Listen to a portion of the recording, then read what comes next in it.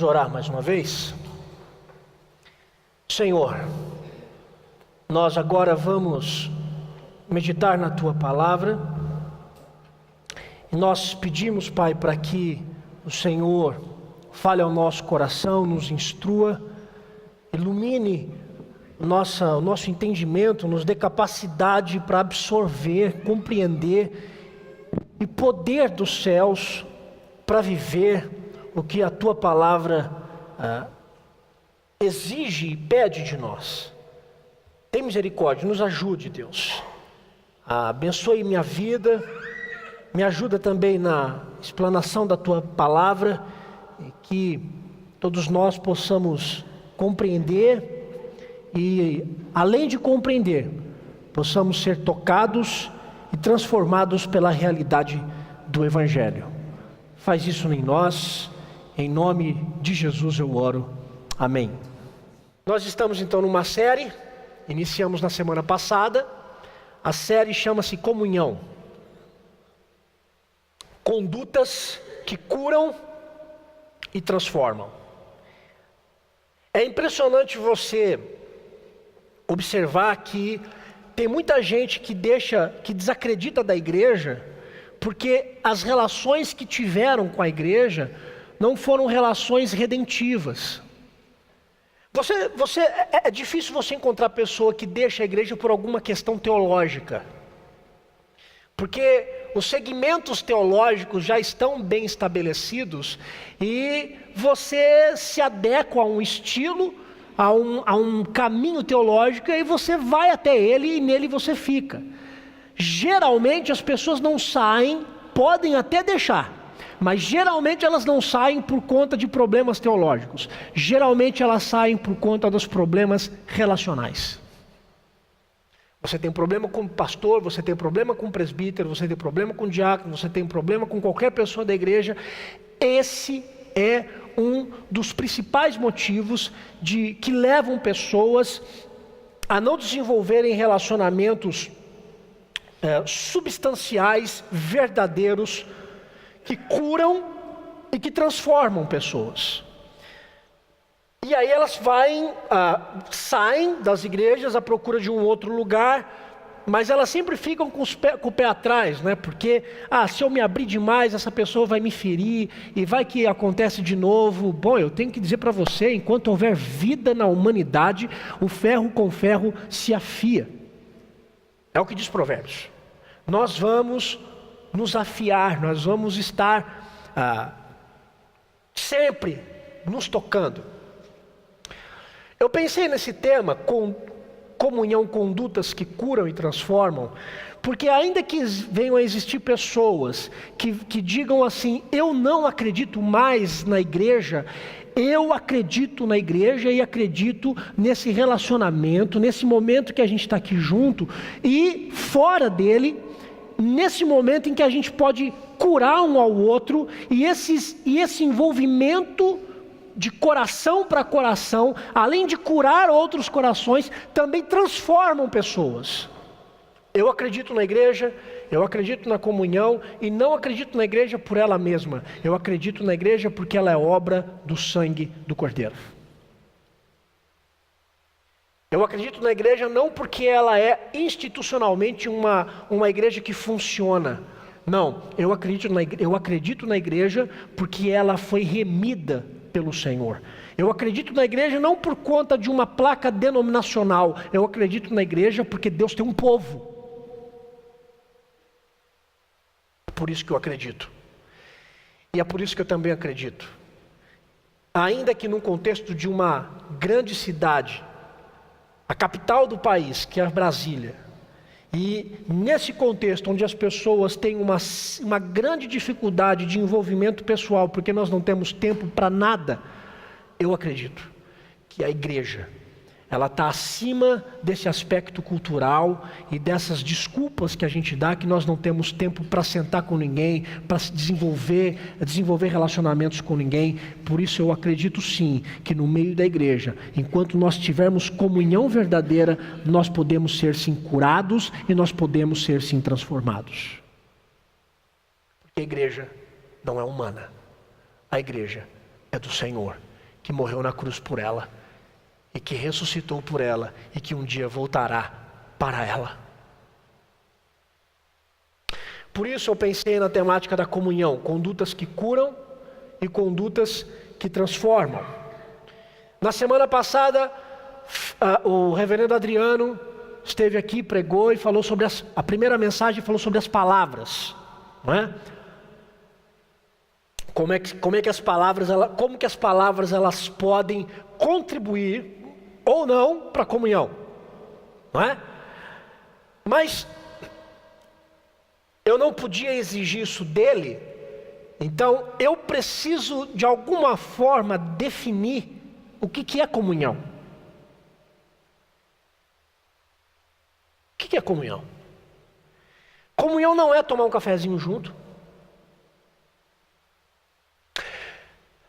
Comunhão não é a gente torcer para o mesmo time.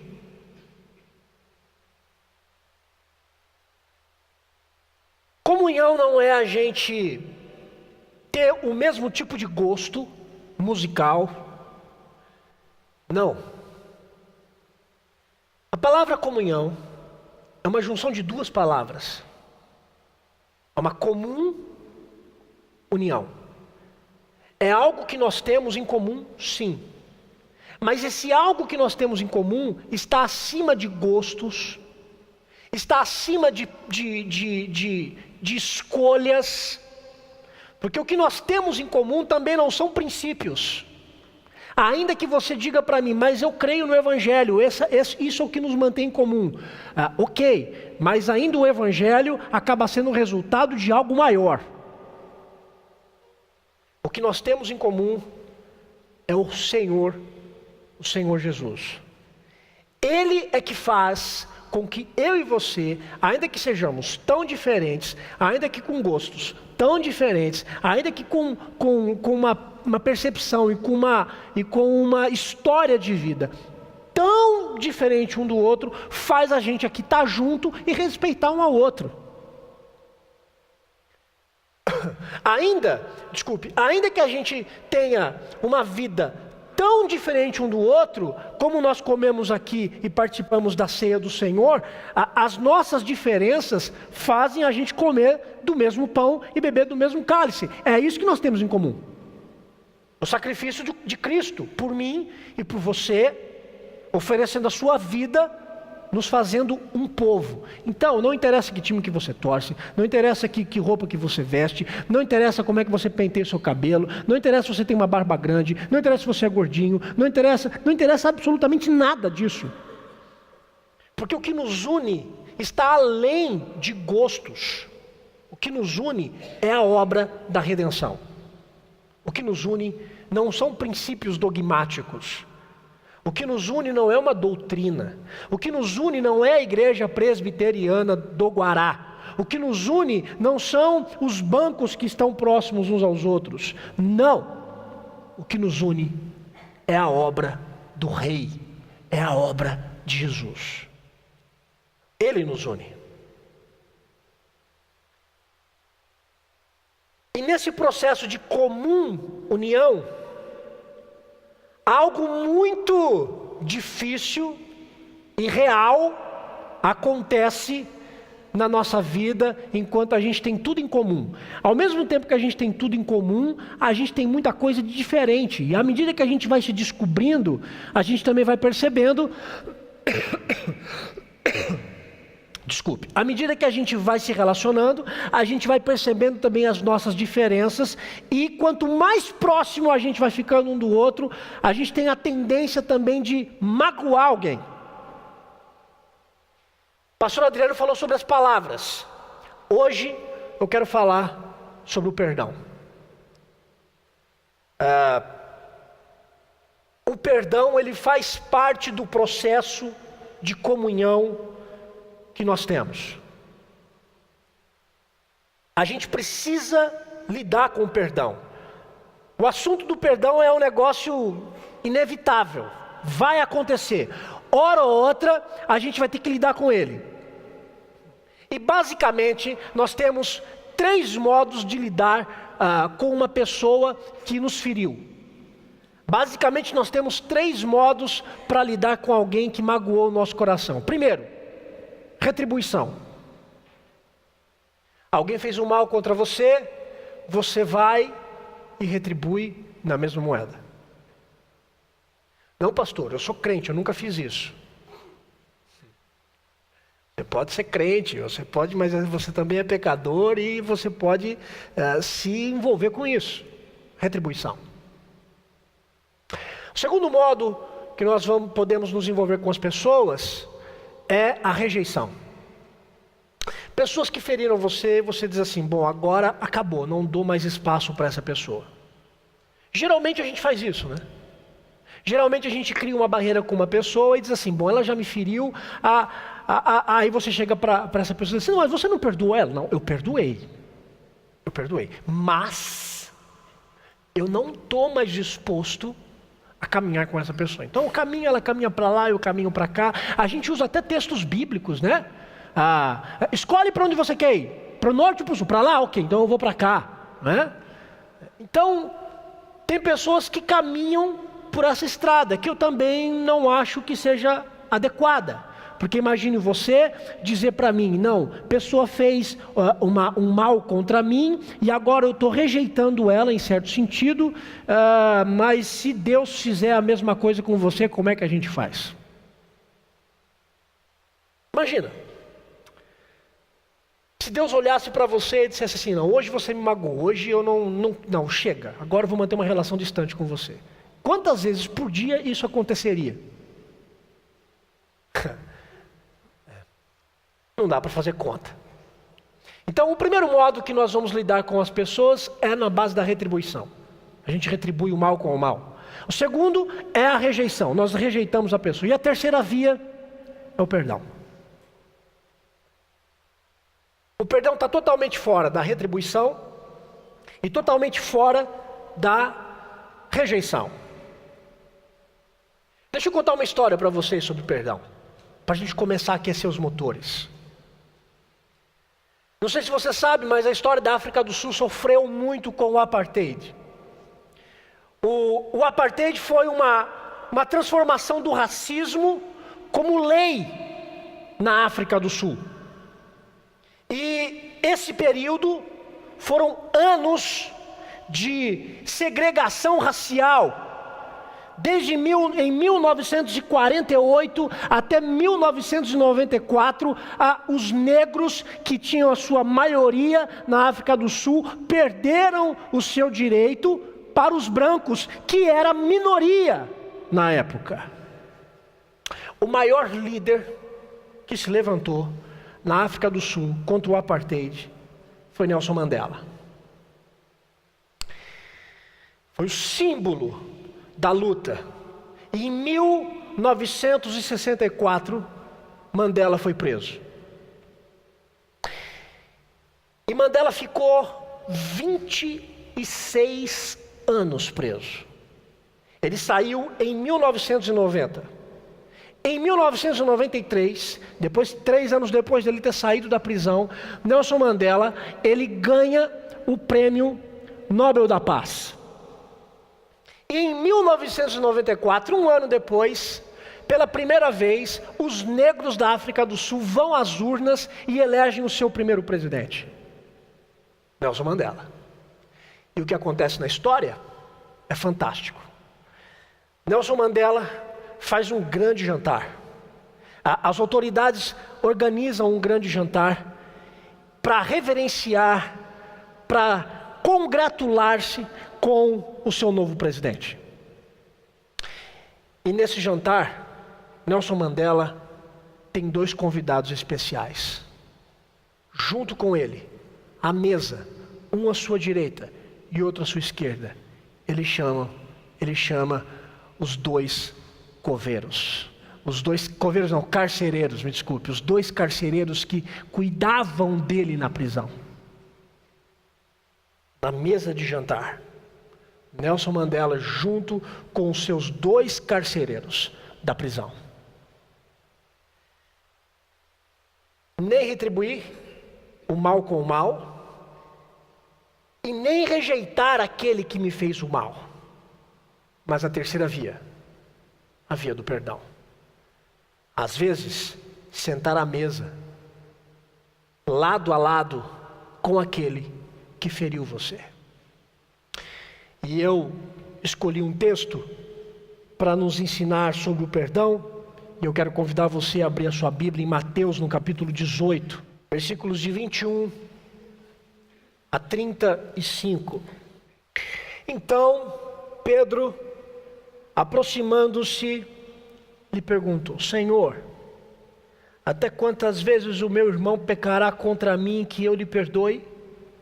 Até 7 vezes?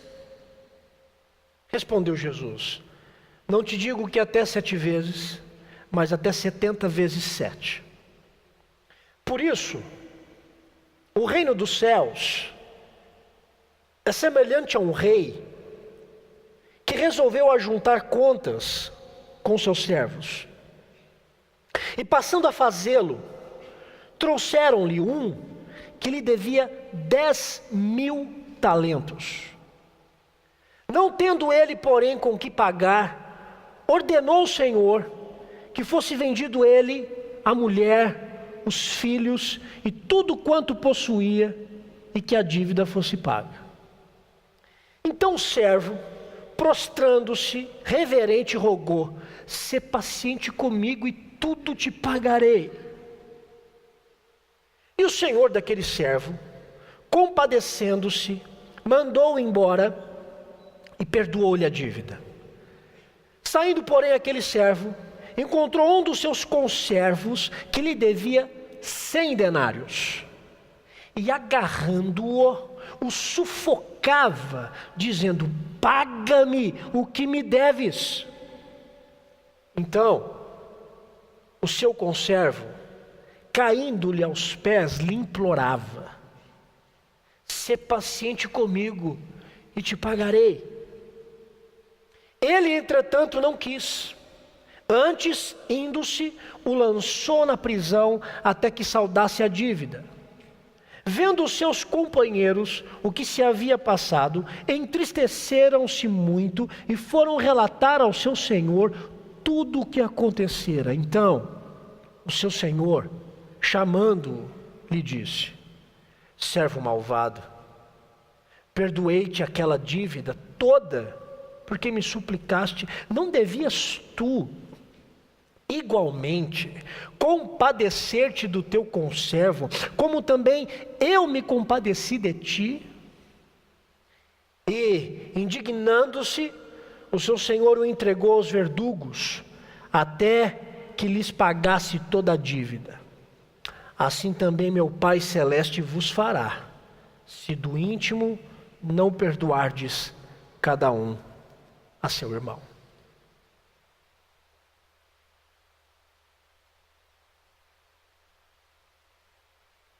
O texto começa com uma pergunta. O texto começa com uma inquietação. O texto começa com o questionamento do apóstolo Pedro. E como sempre, o Pedro é o que fala, não é? Pedro está inquieto. E ele tem um questionamento muito importante para fazer para Jesus. O questionamento de Pedro não surgiu do nada. O questionamento de Pedro faz sentido dentro do contexto anterior, dos versículos 15 até o versículo 20 do texto de Mateus capítulo 18. Porque dos versículos 15 a 20, Jesus estava falando sobre como que nós vamos lidar com as pessoas que erram. Como é que a gente lida com as pessoas que erram? E Jesus estava falando sobre isso. Ele fala: bom, se alguém pecar contra ti, sabe o que é que você vai fazer? Você não vai denunciar. Você vai até essa pessoa. Você vai sozinho até ela. Vocês vão sentar, vocês dois, e vocês vão resolver a questão de vocês. É o que a gente faz, né? Quando a gente tem problema com alguém, essa é a primeira alternativa que a gente faz. Não é?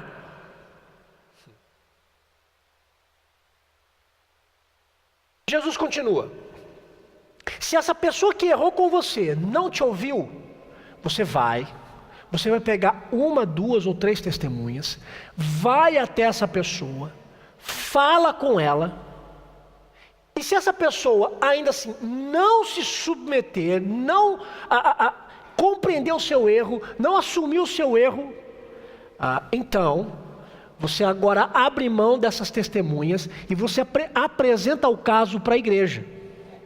Se essa pessoa que errou não ouviu você, não ouviu alguns irmãos próximos e não ouviu a igreja, olha, aí realmente não tem mais o que fazer. É basicamente isso que Jesus estava dizendo. Depois de Jesus falar como é que a gente deve lidar com as pessoas que erram, eu imagino o Pedro coçando a cabeça, né, pensando como é que esse negócio ia se aplicar na prática. E aí Pedro entra na questão, e a pergunta de Pedro é bem pontual.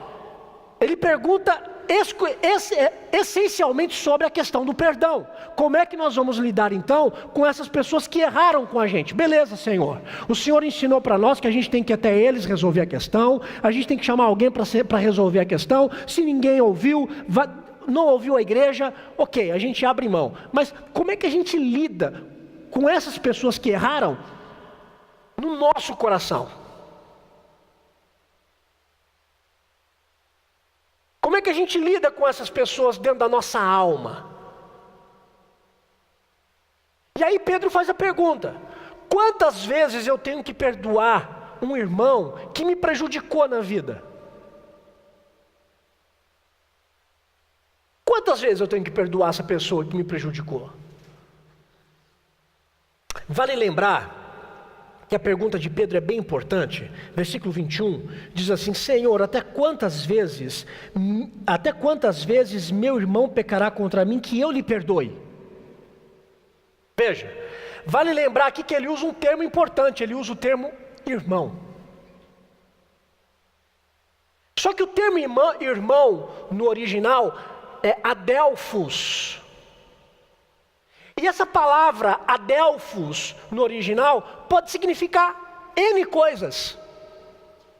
O adelfo pode significar um irmão literal de sangue, mas pode significar uma figura, um sentido figurado de expressão. E aí, meu irmão, beleza? E aí, brother? Mais ou menos isso. Pode ser um compatriota, você é meu irmão, você nasceu na mesma terra que eu, mas não é irmão de sangue. Adelphos pode se relacionar a qualquer pessoa que esteja próxima a você, e também é um termo usado no Novo Testamento para a comunidade cristã, a igreja que se reúne e que um ao outro lida como irmão. Moral da história: quando Pedro diz assim, quantas vezes eu devo perdoar um irmão que me prejudicou, ele não está se referindo a uma pessoa de igreja. Ele está se referindo a quem? A qualquer ser humano. A qualquer ser humano. A análise desse termo, para o início da nossa conversa, ela é importante. Porque a gente não tem que lidar com o perdão apenas com pessoas que são cristãs e que pensam iguais, e que pensam do mesmo modo que você. Você não tem que lidar com o assunto do perdão com pessoas que vêm para cá e cantam as mesmas músicas que você. Não. Você também tem que aprender a lidar com o assunto do perdão com aquelas pessoas que não conhecem o Evangelho. E aí a pergunta é: como é que nós vamos lidar com essas pessoas que não conhecem o Evangelho? Como é que nós vamos lidar com essas pessoas que não estão nem um pouquinho preocupadas com o Evangelho do Senhor e que, se tiver que ferir você, vai ferir?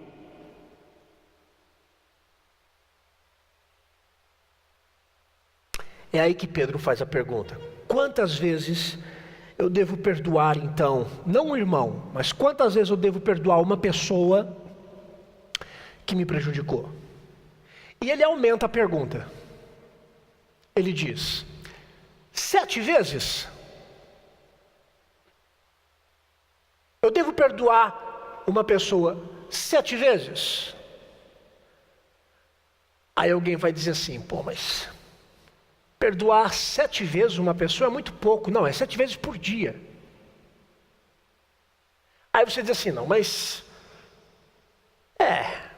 Pedro foi um pouquinho generoso. Não, ele não foi pouquinho não, ele foi muito generoso. Porque dentro dos ensinamentos da literatura judaica, sabe quantas vezes um judeu deveria perdoar uma outra pessoa? 3. Vale lembrar que Pedro é um cara que conhece do contexto judaico.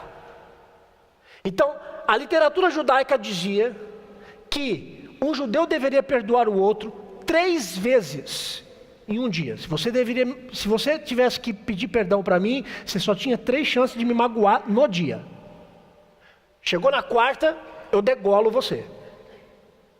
Então o povo meio que esperava a 4ª, entendeu? Mas fala mais uma vez. Não é? Se a moda pega, né? Então Pedro foi muito generoso. Porque Pedro não disse assim, eu tenho que perdoar ele 3 vezes? Como diz a lei, como diz o nosso contexto. Não, Pedro diz 7 vezes. Ele alarga a questão, ele alarga a possibilidade. O que é mais impressionante é a resposta de Jesus. Jesus responde para Pedro, Pedro, nem 3 e nem 7, mas 70 vezes 7. Ou seja, por dia 490 vezes. Uau!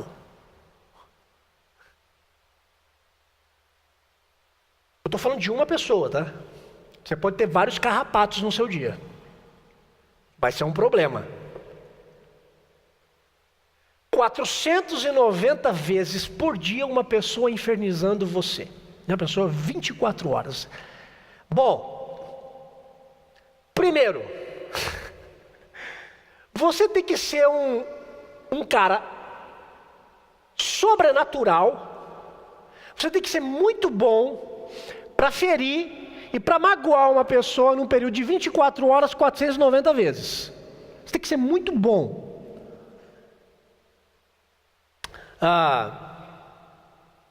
Seria mais ou menos, eu fiz umas contas aqui, seria mais ou menos umas 20 ofensas por hora. Por hora.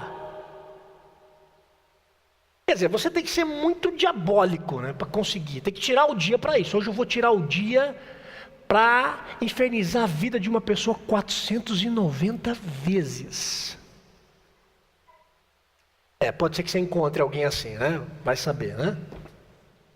Mas a resposta de Jesus dos 70 vezes 7 para Pedro, a questão não é quantas vezes. Porque o questionamento de Pedro não está girando em torno de um aspecto quantitativo.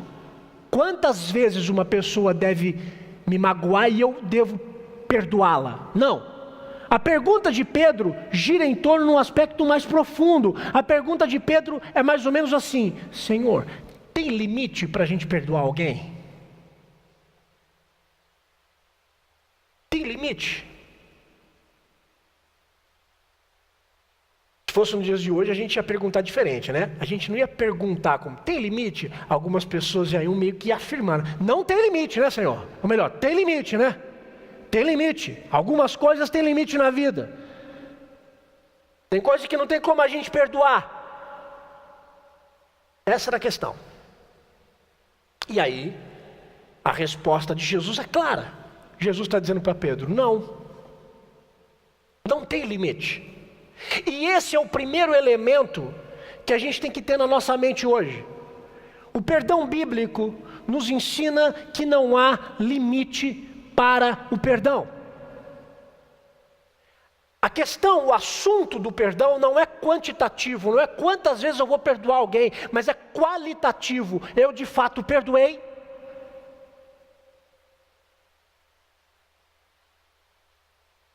Então, a discussão começa a girar em torno dessa pergunta de Pedro. 7 vezes, Senhor? Jesus disse, não. Pedro, não tem limite. Para quem vive comigo, não tem limite para perdoar pessoas que ferem você. E aí Jesus continua. Jesus gosta da indagação, Jesus gosta da pergunta de Pedro, e de uma forma que lhe era totalmente peculiar, o Senhor Jesus conta uma parábola. Ele conta uma história. Para tentar ilustrar melhor como é que funciona a relação de perdão que nós temos com as pessoas. A história é simples.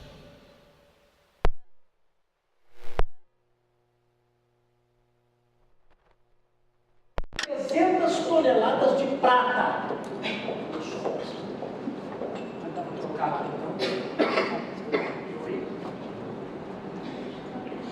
Então conta a história que um servo, ele devia para o seu rei 300 toneladas de prata. 300 toneladas. Opa, voltou. E aí o que o rei decide? O rei decide resolver a questão. O rei chama o seu servo e exige que seja feito o pagamento. E o servo diz, eu não tenho como pagar. Então o que o rei faz? O rei pega o servo, o rei pega a esposa, o rei pega a família toda, vende como escravo e aí a dívida estava paga. Porque na época, se você não tinha como pagar, você ia pagar com a sua vida. Você se tornava escravo, perdia tudo. Quando o rei dá a sentença, o servo se ajoelha. O servo se ajoelha, ele chora e ele pede por clemência. Ele diz assim, seja paciente comigo, porque eu vou te pagar. E aí o coração do rei se amolece e perdoa a dívida. Eu vou perdoar a sua dívida. Quando esse servo sai da audiência com o rei, na rua ele encontra um amigo. Esse servo devia 300 toneladas de prata para o rei. Ele encontra um amigo na rua que devia para ele 100 moedas de prata. Dá para fazer a comparação? 100 moedas de prata. Quando ele encontra o cara, ele vai até esse cara, o cara que está dividando já até engole seco, né? E diz o texto que esse servo, ele está tão irado, que ele sufoca o cara, ele pega o cara pelo colarinho. Já teve vontade de pegar alguém já pegou alguém pelo colarinho? Mas já teve vontade, né? Já teve. Pegou ele pelo colarinho e chacoalhou e disse assim, paga o que você deve. E esse amigo dele se ajoelha diante dele e diz assim, seja paciente comigo, eu vou te pagar. A mesma coisa que ele tinha feito. Sabe o que é que o servo diz? Não, você vai para a cadeia e você não sai de lá enquanto você não me pagar. Por favor, prende esse cara, ele me deve 100 moedas de prata. Prendam ele. Nessa hora tem gente com o celular filmando, não é? Estou filmando esse cara, eu conheço esse cara. Pegou o vídeo, mandou para o WhatsApp do rei. O rei viu. O rei disse assim, o que esse cara fez? Manda chamar o servo de novo. E o servo vai para frente dele, todo seguro. E o rei diz assim, recebi um videozinho aqui no meu WhatsApp. O que é isso aqui? E agora quem engole seco é o servo. O que é isso aqui? Não devia você fazer a mesma coisa que eu fiz com você? E diz a parábola que o rei entrega esse servo aos verdugos. A essência da história, o cerne da história que Jesus conta, está no versículo 33 e no versículo 35. Versículo 33. Não devias tu igualmente compadecer-te do meu conservo, como também eu me compadeci de ti? Versículo 35. Assim também meu Pai Celeste vos fará, se do íntimo não perdoardes cada um o seu irmão. Qual é a metáfora que Jesus usa para falar sobre a respeito do perdão? A metáfora que Jesus usa é o de cancelamento de uma dívida. Alguém que deve para uma outra pessoa e que perdoa essa dívida. Isso é o que Jesus contou. É exatamente também o que aconteceu na cruz. O que acontece na cruz? Quando Jesus dá seu último suspiro, está consumado. No original, a palavra é tetelestai.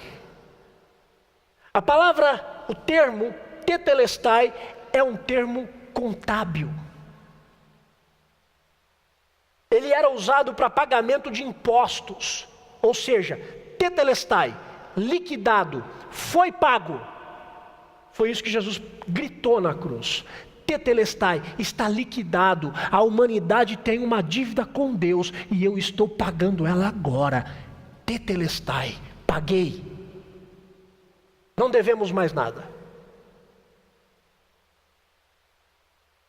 Jesus conta essa história aqui em Mateus no capítulo 18 para ensinar para mim e para você que perdão é você liquidar uma dívida sem que as pessoas tenham pago essa dívida até você. No caso de Jesus, ele pagou a nossa dívida diante de Deus. Ele assumiu a dívida no nosso lugar. Ele rabiscou lá a nota promissória que tinha o nosso nome e colocou o nome dele e disse: está pago, o meu sangue pagou. Não tem mais dívida. Quando nós olhamos para a parábola aqui em Mateus no capítulo 18, eu preciso dizer algo muito verdadeiro aqui. Não importa em que lado você analise a questão, seja do rei ou seja do servo. Não importa em qual lado você vai avaliar a questão. O perdão sempre tem um preço. O perdão sempre tem um preço. Independente do que tenha acontecido na sua vida, o modo como as pessoas falaram com você, o modo como as pessoas feriram você, a história que magoou muito você, não interessa. Cancelar uma dívida, e mais do que cancelar, absorver o que as pessoas fizeram com você, absorver esse custo, dói. A gente tem que ser sincero. Tem muita gente hoje que se diz cristã, mas está altamente deprimida porque não resolveu as suas questões com pessoas, porque não conseguiu ainda absorver a dívida da pessoa. É como ela diz da boca para fora: eu te perdoei, mas a dívida continua batendo.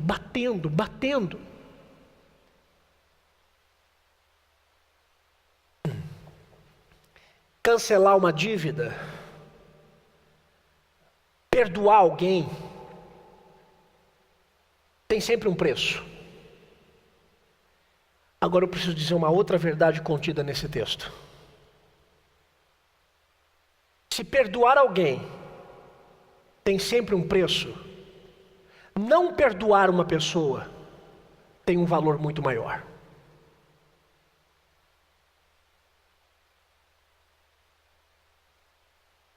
Se perdoar alguém, nós temos que arcar com um preço.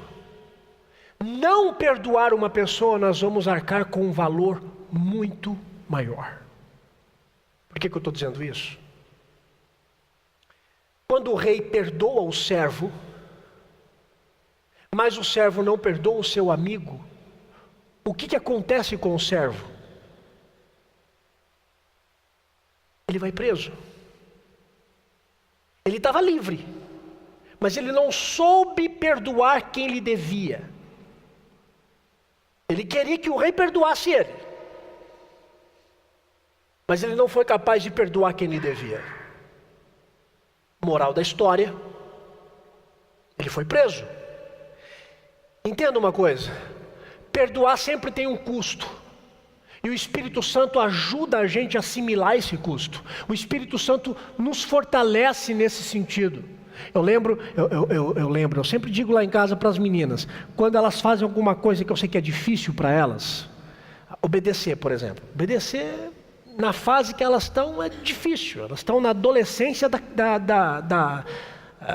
da infância. Sinceramente, eu estou com 2 adolescentes infantis em casa. Não é? Você fala não, ela fala aham. E quando eu digo para elas alguma coisa que elas precisam obedecer, eu sempre lembro o texto bíblico. Ó, você consegue fazer, sabe por quê? Porque tudo posso naquele que me fortalece. Então vai e faz. Não, é pecadora. Pecadora as duas. E a terceira é linda, mas é pecadora também. Perdoar um custo, perdoar uma dívida de alguém, tem sempre um valor a ser pago, a gente tem que sempre pagar por isso. Arcar com a dívida, arcar com o ferimento que fizeram em nós. Mas não perdoar uma pessoa tem um preço muito mais alto. E sabe quem é que paga? Você. Porque quando nós não perdoamos uma pessoa, nós nos tornamos escravas dela. Como assim, pastor? Vou dar um exemplo. Uma pessoa feriu você, você era muito amigo de uma pessoa. Vocês eram tão amigos que vocês tinham até uma música. Quando tocava uma música lá na igreja, como nós cantamos hoje, de todas as tribos, povos e raças, muitos virão te louvar. Aí na igreja vocês estavam sempre juntos. Aí vocês, oh, que música linda, é a nossa música, eu te amo, meu irmão. Aconteceu algo na história de vocês, que vocês se separaram. Brigaram feio. E aí, uma dessas pessoas deixa a igreja e diz assim: eu não suporto mais pensar nessa pessoa, eu vou buscar uma igreja, eu vou sair de Brasília, eu vou para Leme.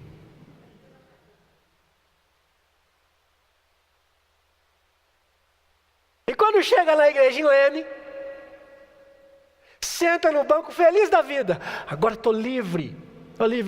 Aí, vamos cantar uma música? Vamos. De todas as tribos, povos e raças, muitos virão te louvar. De quem que essa pessoa vai lembrar? Do Senhor Jesus é que nunca. Ela vai dizer assim: eu estou em Leme e até aqui essa pessoa me persegue. Por quê? Porque lugar nenhum que você for vai resolver o seu problema se dentro do seu coração você ainda estiver algemado a ela. Quando nós perdoamos uma pessoa, nós temos um custo. Nós vamos sofrer, nós vamos chorar. Mas quando você não perdoa uma pessoa, esse custo é maior, porque você acaba sendo preso na sua própria amargura, preso nos seus próprios questionamentos, preso no seu próprio egoísmo. Quem paga o pato somos nós. E esse é um preço tão alto, e que tantas pessoas no meio das igrejas estão pagando e estão sofrendo, porque preferem viver assim do que sentar e resolver a questão e depois cantarem juntas: de todas as tribos, povos e raças.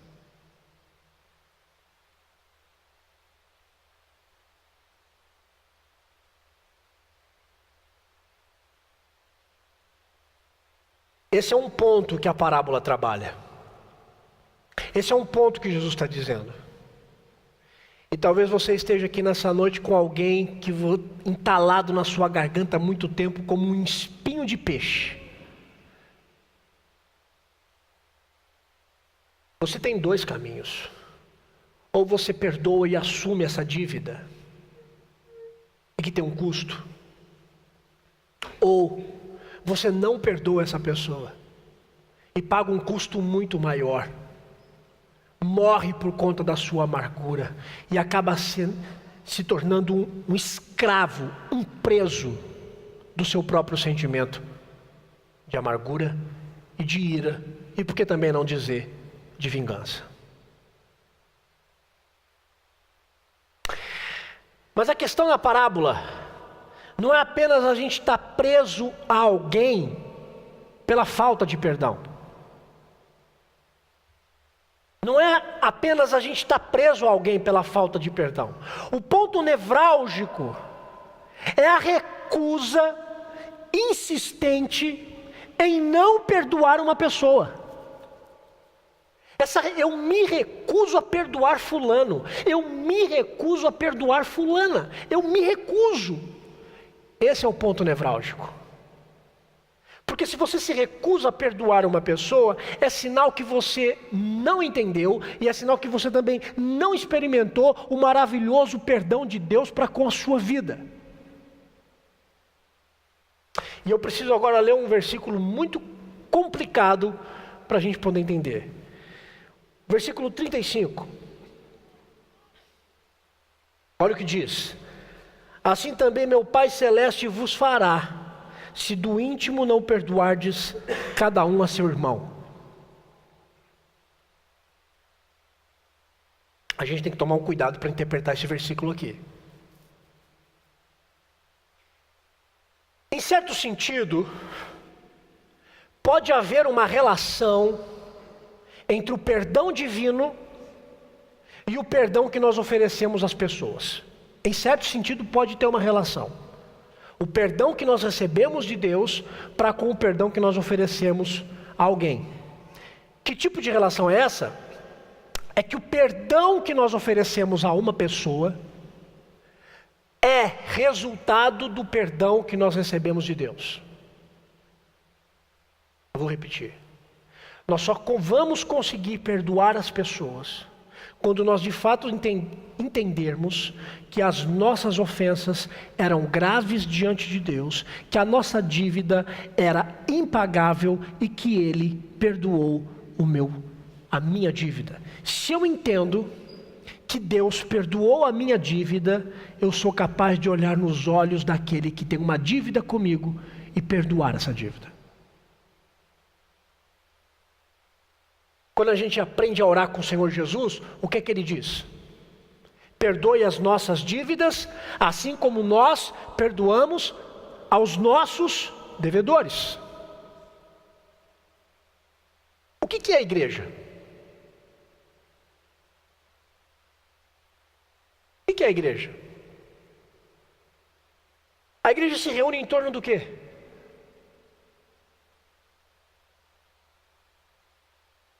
O que é a igreja? Você vem para cá para quê? Sabe em torno do que nós nos reunimos?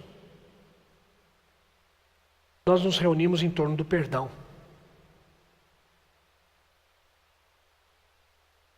Porque se Deus não tivesse nos perdoado, esse momento aqui não teria a mínima importância. A igreja do Senhor Jesus se reúne em volta do Senhor Jesus porque há perdão. Se não houvesse perdão, não haveria comunhão. Sem o perdão de Deus, nós não poderíamos buscar a Deus. Então, se você se diz cristão, você se reúne em torno do perdão. E aí você entendeu que você tinha uma dívida contra Deus e que essa dívida foi perdoada. Do mesmo modo que você entende que foi perdoado, então você também entende que pessoas vão ter dívidas com você. A grande questão é, você vai estar disposto a perdoar as dívidas? E veja, eu não estou falando de dívida financeira.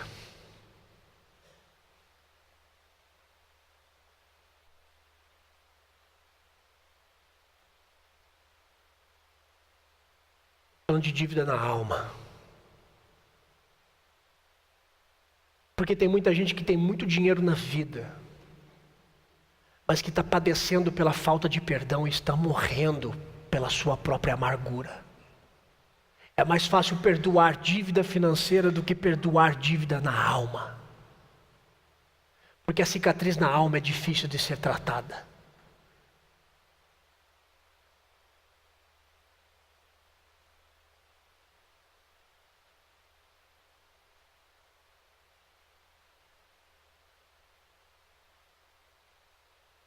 Se você está aqui nessa noite e você se autodenomina cristão, e você tem alguém na sua mente nesse exato momento que feriu você, e você diz assim: eu não tenho disposição alguma em perdoar essa pessoa. Se nós como igreja perdemos, se nós como igreja abandonamos essa disposição em perdoar, qual é a razão de ser uma igreja?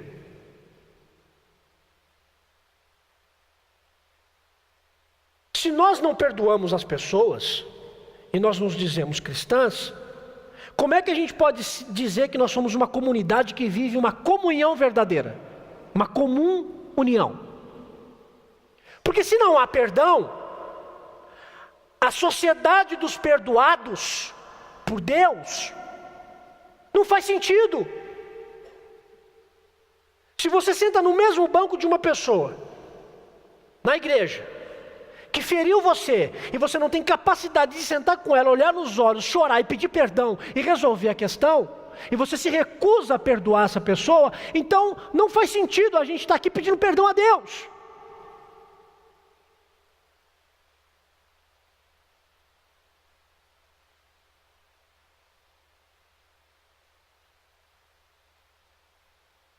Quando a gente lê esse versículo aqui, assim também meu Pai Celeste vos fará, e se do íntimo não perdoardes cada um, se do íntimo não perdoardes cada um do seu irmão, versículo 35, esse aqui é a pessoa que não perdoa, porque ela não entendeu o perdão de Deus para ela,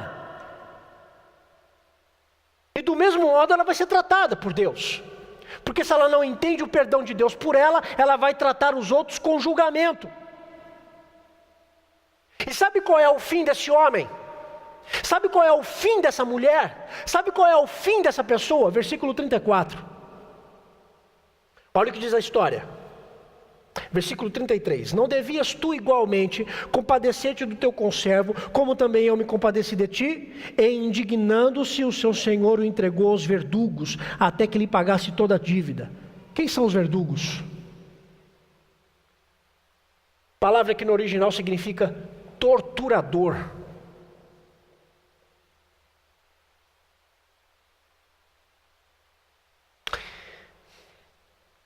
Eu não sei você, mas eu não quero ser torturado por não ter perdoado uma dívida. E torturador aqui eu não estou me referindo a diabo, não. Eu estou me referindo à tortura de não ter resolvido as questões relacionais na nossa vida e vivermos amargos o resto da nossa vida. Você encontra gente que não consegue mais acreditar em pessoas. Por quê? Porque está sendo torturada pela falta de perdão.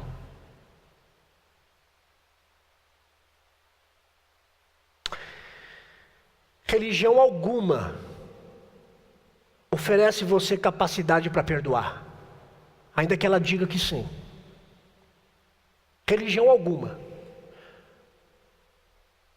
O que nos habilita de fato a perdoar alguém é entender o perdão de Deus por nós.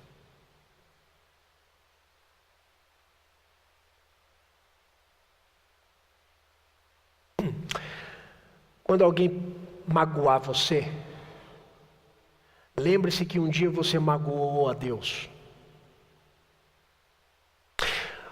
O dia que você olhar para uma pessoa e pensar assim: essa pessoa me deve tanto, não deve financeiro, mas deve na minha alma, ela me feriu tanto, lembre-se que a sua dívida diante de Deus era impagável.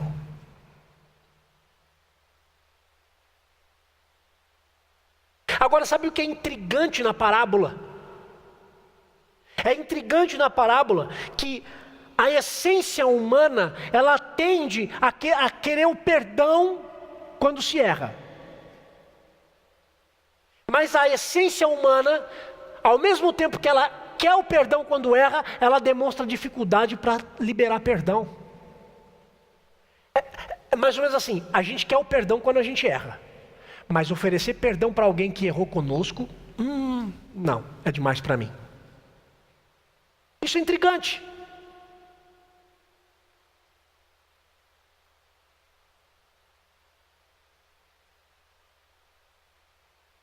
A gente quer ser liberto, mas a gente não quer libertar o outro que precisa do nosso perdão. A gente quer ser liberto, a gente não quer ser entregue aos verdugos das torturas da nossa alma, mas a gente não quer liberar o outro, a gente quer que ele fique escravo da amargura, a gente quer sempre que ele fique lembrando, eu perdoei você por aquilo que você me falou, por aquilo que você fez comigo, você lembra? Não, mas eu te perdoei, esquece.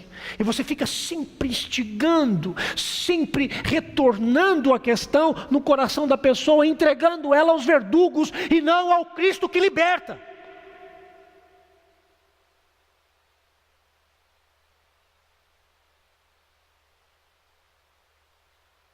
E é nesse sentido que o perdão é você deixar de olhar para você mesmo. E não foi isso que Cristo fez quando Ele foi para a cruz. Ele deixou de olhar para Ele e Ele olhou para você e para mim. Ele olhou para a nossa dívida, para uma dívida impagável diante de Deus e resolveu pagá-la. Quem pratica o perdão, imita o Senhor. Eu quero terminar. Você não precisa abrir a sua Bíblia. Eu quero terminar lendo essa mesma história, a mesma pergunta que Pedro fez para Jesus, mas não agora na ótica de Mateus. Eu quero ler o texto de Lucas.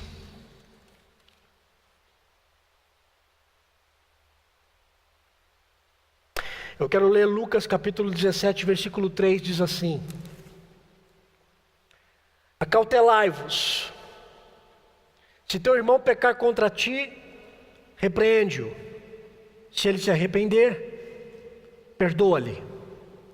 Se por 7 vezes no dia pecar contra ti, e 7 vezes vier ter contigo dizendo estou arrependido, perdoa-lhe. Isso foi o que Jesus disse. Então, disseram os apóstolos ao Senhor: aumenta-nos a fé. Jesus diz assim: olha, se o seu irmão pecar contra você, e ele chegar até você, perdoe ele. Se ele pecar 7 vezes contra você, perdoe ele. Diz a continuação do texto que os discípulos, depois que ouviram isso de Jesus, se entreolharam, olharam para Jesus novamente e disseram assim: aumenta-nos a fé.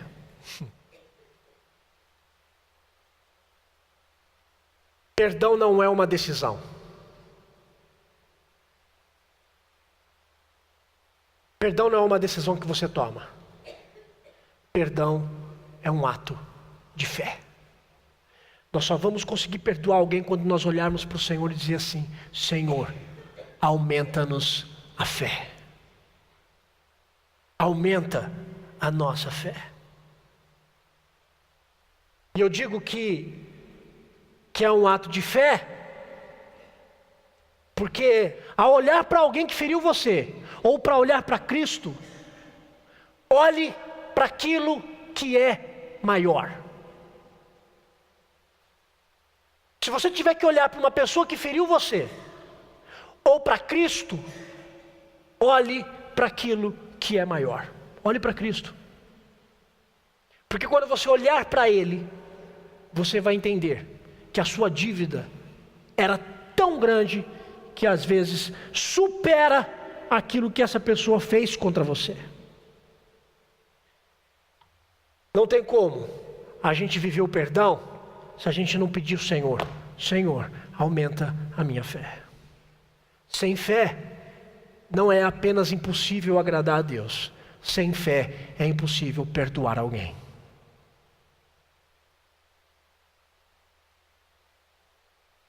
Se nós não temos perdoado as pessoas, não nos falta decisão, nos falta fé.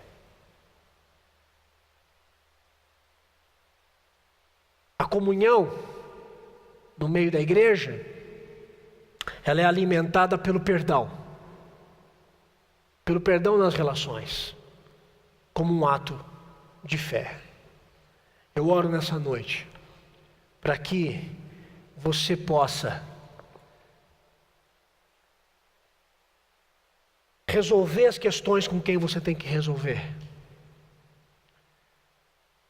Eu oro para que você não seja entregue aos verdugos da alma, às torturas de não ter perdoado alguém.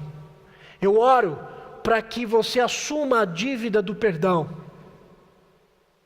e não queira assumir a alta dívida de não perdoar alguém. Eu peço a Deus para que, se tem alguém no seu coração com quem você tem que liberar perdão,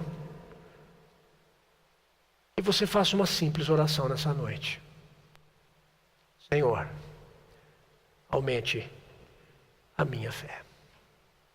Vamos ficar em pé.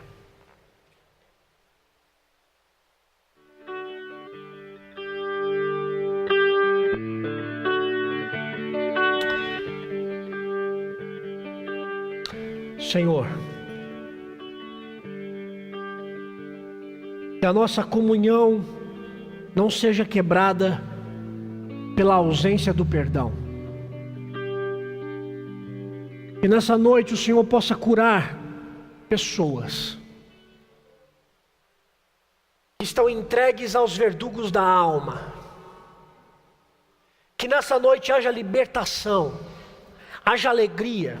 Que nessa noite haja reconciliação. Talvez um telefonema que há muito tempo não se dá. Talvez um abraço que há muito tempo não se dá. Talvez um sorriso, um olhar. E que seja o início para que o perdão do Senhor seja liberado. Ó Deus, ensina-nos a entender que sim, o perdão tem um preço, sim. Ensina-nos aumenta a nossa fé para a gente poder arcar com esse dano. E que em nome de Jesus, o Senhor nos faça uma comunidade que vive a comunhão, perdoando uns aos outros. Faz isso em nós, em nome de Jesus. Amém. O perdão funciona mais ou menos da seguinte maneira: quando alguém ferir você e você liberar perdão para ela, você está dizendo mais ou menos assim: eu fico com o dano, mas eu não perco você. Eu fico com o dano, mas eu não vou perder você. O que muita gente está fazendo é não querer nem ficar com o dano e perdendo pessoas. Como cristãos, nós vamos pagar o preço, sim. As pessoas vão falhar conosco. E que o Senhor aumente a nossa fé para a gente poder ficar com o dano, mas que nós não venhamos a perder as pessoas. Que essa seja a nossa opção.